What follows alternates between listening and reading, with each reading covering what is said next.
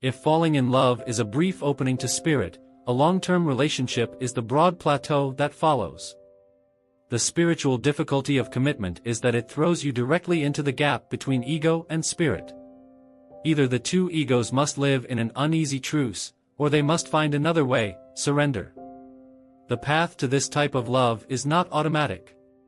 One must choose every day to stay in it, to stay on the path to a higher love. You find your path to love by not thinking, feeling or doing, but by surrendering. Surrender reveals the impulses of spirit beneath the mask of ego.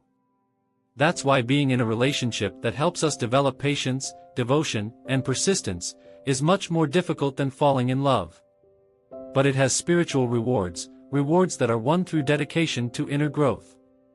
However, because it is hard, marriage often dwindles in passion. Being lost in the deliciousness of romance, people have no time to be selfish, no will to distrust.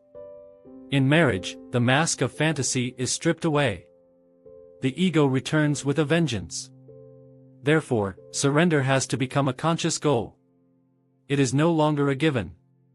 Surrender is conscious work, but it can bring the same joy and delight as falling in love. Making your relationship as extraordinary as falling in love is the great challenge of this stage. The stepping stone on the path to love is the ripening of love's fruit after the blossoming of romance. But it's not about surrendering to the ego's will. Surrender in a loving relationship is valuable only as surrender to spirit. So what's the ideal way for the ego to react to another's will, that may not be perfectly aligned with one's own? To act in what we call dharma. But what does that look like? Well, you're acting in dharma when you allow rather than oppose.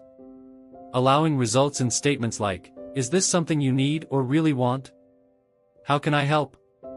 You put another's wishes on the same plane as your own.